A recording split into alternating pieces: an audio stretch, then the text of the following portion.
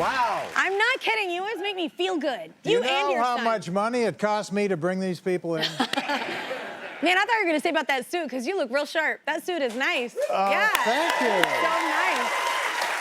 Yeah. Wow. Sharp-dressed man. I wish I like could it. say I picked it out. Yeah, I don't pick anything cool I wear either. You had just become a grandpa the last time we saw each other. Are you still loving it? Yeah. Yeah. Yeah. Love it. More fun than the parent role? He just turned 3. Aww. Is it more? That's the Bob's Garage hat from Schitt's Creek. Yep. Isn't that, you can barely see him under there. I know. Yeah, it's great. He just turned 3. And yeah, is it more fun? Absolutely, because you don't have to do anything. There's no real responsibility. Yeah. It's just all fun and games, right? Yeah. Yeah. And What's he into? What's he into? What do He's y'all into do? trucks Okay. The truck and phase. construction equipment. Okay. You know, Yeah. like Like taking things apart and putting it back together. My son went through that phase too. Yeah, and he knows everything. I mean, if you happen to be walking down the street and he sees an excavator, you're there for about 2 hours. Really dialed in. He's just dialed in, you know? Fire truck, you're standing there till the fire's over. I don't know. It is such a lesson, though. I do think kids slow us down in that sense. Like especially when they're that little, because everything is so brand new. So you're looking at it through their lens again. And we're so fast-paced and we get jaded because we see stuff all the time. But it's like, oh, sometimes the simple things in life are very beautiful. Yes, and I totally get that. And that's why he loves hanging out with Papa. Yeah. Because, for some reason, I have a sensibility that actually relates to 3-year-olds. So we have a hell of a time every time we're together, because I'm on his level. Yeah, wait, and your whole family, I feel like, is hilarious. Do you sense comedy in him yet? Very young. Oh, yeah, yes, no, it is, you know, because I used to go up, I would go up to him and just, tell him, I'm the funny guy. Yeah. And then he'd go, no, I'm the funny guy. Which is adorable. And we'd go on and on and on. My wife played a word game with him. The first time she went through it, she would say, like, can you say automobile? And he'd go, automobile. Yeah. Can you say airplane? And he'd go, airplane. And she'd run through, like 10 words. And then she'd say, can you say refrigerator? And he stopped and he goes, nah. No. So every time she did this game, every time, and would use different words every time. Can you say vestibule? Vestibule. Can you say flower? Flower. Can you say refrigerator? Nah. Now, tell me that's not a sense of humor. It's adorable. Oh, I love little ones, and they grow so fast. But you, as a kid, I heard that did you pursue student government? Did you run? I heard you did it as kind of a joke at first, but then I ran as a joke. I did, because in high school, I had kind of developed a sense of humor. I was writing kind of these little odds and ends pieces, for the school paper, like Ode to a Frenchman. Yeah. Oui, oui, mais non. C'est-elle, n'est-ce pas? Comme si, comme ça, hi, hi, ha, ha. Okay. By E. Levy. So that would go in the paper, and then people loved it. And so I had a sense of humor. I thought, well, why don't you run for, president of the student council? Which is like a huge, No, it's big, but I ran as a joke. And the reason I ran as a joke was because, wow, I could put my funny little things up on big campaign posters in the hallways of the school. Yeah. Which I did. I had a poster from the old Superman TV show that if anybody old enough remembers Superman, where they go, look, up in the sky, it's a bird, it's a plane, it's Superman. Well, on my poster, I said, look, up in the sky, it's a bird, it's a plane, it's Levy. No, it's a bird. No. Vote Levy for president. So. No, wait. Now, here's the kicker. I won the election.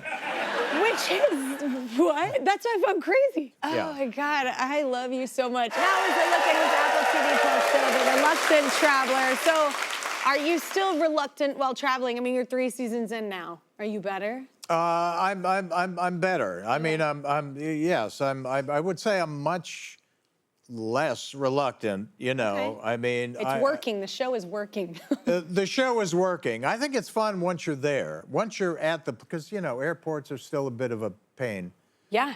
And, you know, jet lag is something you'll never really get used to. Yeah. But, you know, once you're there, I'm actually learning, you know, how to discover and appreciate, you know, the culture and the country when I'm there through the people that I'm actually associating with on the show, and it really makes it easy. You know what I mean? And it's more common sense to learn where you are through the people that actually live there, than just taking, you know, snapshots of.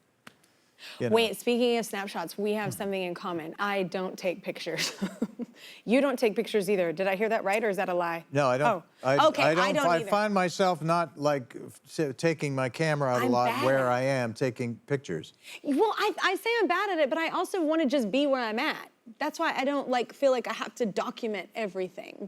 Document that. Well, there you go. I mean, what? I don't feel like it has to be like. But you know, when you're doing a concert, do you look out and see people with their phones up like this? Yeah, and honestly, that doesn't bother me. I'm not like one of those artists. Like, look, I'm going home, getting paid out of the way. But like, I just mean, like, so I don't care. Like, however you want to experience this moment, good for you. But for me, I'm not good at that. I'm not. But also, like, it is nice when you do travel with people that do take pictures, because then they'll show me something and I'll be like, oh man, I forgot like we did that. So it is nice. I get it. It is nice, but I'm a terrible picture taker. Me too. I do not take good pictures. Me I neither. don't have the patience to line up a picture to make sure it's the perfect picture with everything in the background, and just I will be just don't standing have next the to my patience. friend who's taking. We have the same exact view, and somehow mine sucks. And his is awesome. Like, I don't know how that happens in the But light when or somebody whatever. else does take the picture and you see it and you're going, oh my God, can you text this to me? Text me this picture. Make sure I have it. Well, we talked a little about music the last time you were here, but it's true that you played several instruments, because I heard it was, this might be wrong, but the saxophone and the accordion? Yeah. I love, what a cool instrument. Both of those are so cool and random. Well, I thought the accordion was cool when I wanted to play it, as a kid. No, I'm saying I thought it was cool because it was a very colorful instrument, you know? Yeah. I had bright glittery blue, you know, black keys on my keyboard, right? Yeah. And it was really kind of shiny and, ooh, I want that one. So I learned how to play it, and that was great. But mostly on the accordion, you might find this hard to believe, I mostly played classical music on the accordion, and I loved doing it. Which is rad, yeah. I would, you know, my head would go down on the accordion, my eyes would close, and I would actually play these classical pieces. Not much of a future in it. I know, but that's the thing. It's not always about that. It's just about how you feel, and like where it takes you. No. That was it. Then I just loved it, and then I picked up the guitar. You know, I became a folkie. Yeah. And did you play saxophone as well? Did I hear that right? Saxophone was my second instrument. I picked up sax in high school. Yeah. Here's the downside about a woodwind instrument. You know, don't want to get too technical, but you know, when I was in school playing the sax, you go to music class, and of course everybody in front of you is playing the same instrument, right? So at the end of the class, they'd have this little bucket of some kind of sterile cleaning That's a right? hard no, Eugene. And then they would take their mouthpiece, dip it. So before you started playing, you had to take the mouthpiece off the instrument of the guy in front of you and dip it in this milky kind of thing. Did you have to say milky? I don't feel like you had to do that. I don't feel like that was necessary. Well, the first 20 minutes of the class, I was doing nothing but gagging. Oh no, that would have not been a thing. Wow. That's why I was like, choir is for me. Did you know? But it did suck in choir though, because one time, I'm not gonna say her name.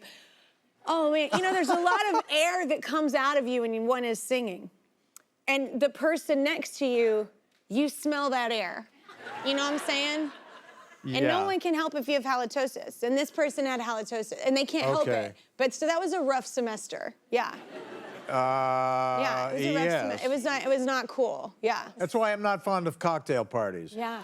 You know, it's what I call white wine and shrimp breath. Oh.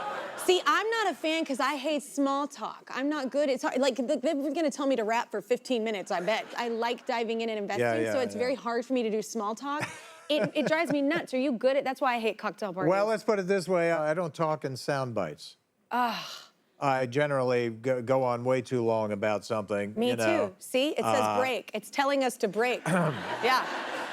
They're like, wrap it up, land the plane. I see, all right. And I'm just gonna keep talking because I can. I'm just kidding, I'm just kidding. Season 3 of his show, The Reluctant Traveler, is now on Apple TV Plus. In honor of that show, it's time for a quick activity called The Reluctant Recollector. The Reluctant Recollector. That was really good, Jess. I love that. Okay, we're gonna show an experience Eugene has had during his reluctant travels. They're gonna pop up, and Eugene, you're gonna tell us about that experience and rate it on a scale of 1 to 5. All right. Yeah, okay, here we go. Here's the first one. Milking a goat in Greece.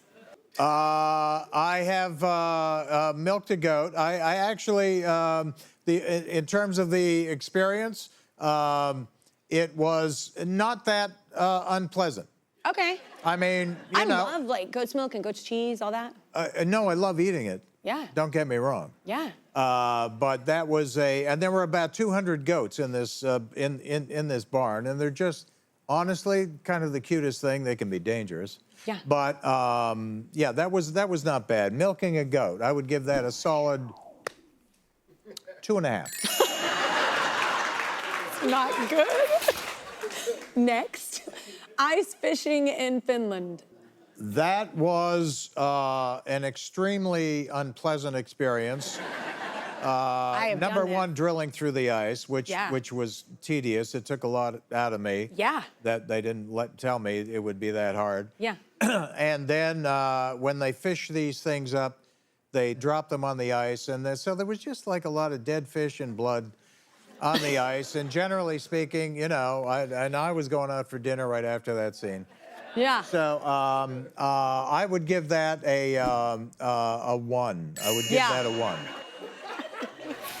Last one, sumo training in Japan. Yeah. Well, Let's get in there. it was a very warm and sweaty smelling room. Okay. You know, as a sumo wrestling experience, I'd give it a 2. Okay.